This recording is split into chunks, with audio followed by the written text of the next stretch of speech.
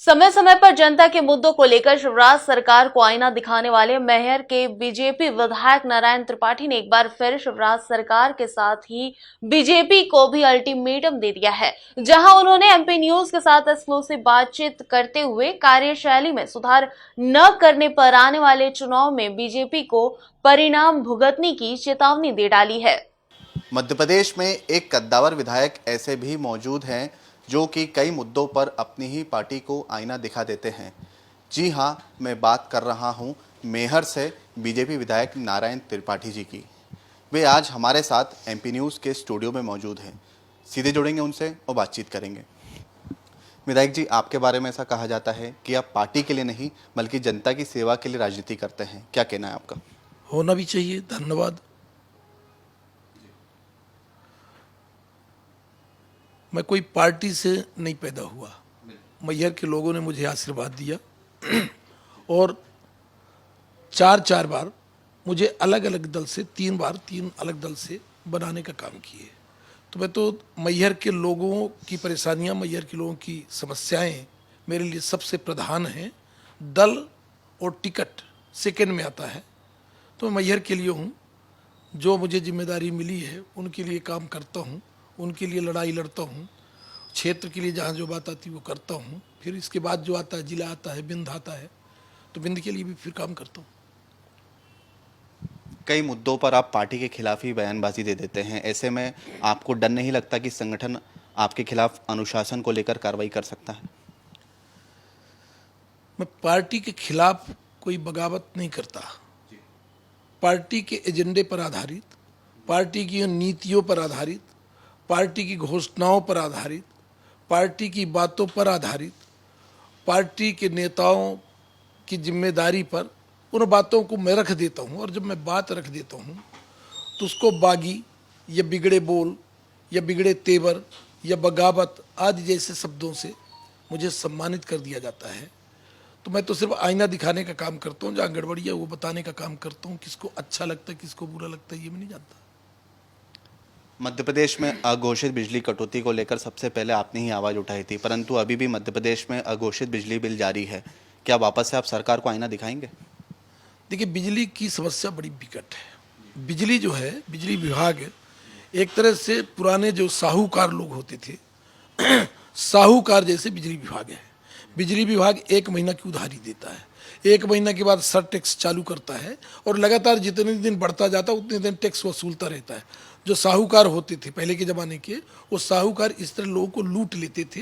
घर द्वार, कपड़े वपड़े, बर्तन वर्तन सबकी नीलामियाँ गिरवी कर दिया करते थे। तो साहूकार को ख़त्म किया सरकार। अब सरकार बिजली विभाग को फिर साहूकार के रूप में प्रकट कर दिया और बिजली विभाग के जो अधिकारी हैं, जेई, एई, एससी, ये सब बेचारे और लाचार हैं। इनको जिम्मेदारी दी जाती है कि पैसा वसूलो, वसूल कर बिजली विभाग को दो, चाहे लूटो चाहे जो करना वो करो, बिजली दो या ना दो, पर ये पैसा वसूलना है। ये जिम्मेदारी बिजली विभाग की इन कनिष्ठ कर्मचारियों की। बिजली विभाग के जो बड़े अधिकारी हैं उनके ऊपर जब तक सरकार कड़ाई से कार्रवाई नहीं करेगी, उनके तरफ नहीं देख, ट्रांसफार्मर है नहीं, खंबे है नहीं, एबी स्विच है नहीं, ट्रांसफार्मर है नहीं, तो जब कुछ है नहीं तो बिजली चलेगी कैसी? बिजली तो पूरे प्रदेश में, मैं तो जहाँ तक अपने बिंद की बात करूँ, बिंद बुंदेलखंड महाकौशल, वहाँ बिल्कुल बिजली नहीं। किसान परेशान है, किसान की खेती चौपट है। आदमी बिजली का बिल दे कैसे? बिजली नहीं तो बिल नहीं, जितनी बिजली उतना बिल। ये तमाम चीज़ें चालू होंगी। बिजली विभाग को सुधारना पड़ेगा, सरकार को गंभीरता से ध्यान देना पड़ेगा। इसको नाटक नौटंकी मजाक में न ले जाएं। कभी कोई बात मैं करता हूँ तो उसको बोल दिया जाता है कि नारायण त्रिपाठी बवंडर मचाते हैं, बिजली की समस्या नहीं है। और बिजली की समस्या में चुनौती देता हूँ बिंद के इस मध्य प्रदेश के नेताओं को कि वो बोल दें कि हमारे क्षेत्र में बिजली की समस्या नहीं है। तो बिजली की समस्या है तो उस समस्या के लिए मुझे अपने क्षेत्र में रहना है, अपने क्षेत्र में राजनीति करना है। राजनीति भी ना करूँ तो अपने क्षेत्र के लोगों के बीच में रहना है। मैं झूठ बोलूँगा तो मैं उनको मुँह न दिखा पाऊँगा, मैं जवाब क्या दूंगा? तो इसलिए मुझे बोलना पड़ता है।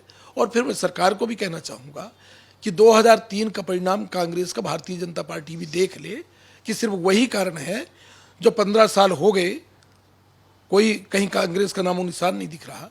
तो भारतीय जनता पार्टी सुधर जाए, नहीं उसको भी यही परिणाम देखना पड़ेगा, भोगना पड़ेगा।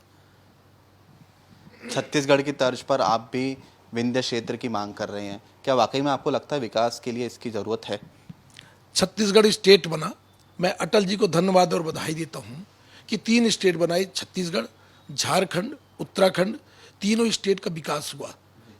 मध्य प्रदेश से छत्तीसगढ़ अलग हुआ, लोग बोलते थे कैसे चलेगा छत्तीसगढ़।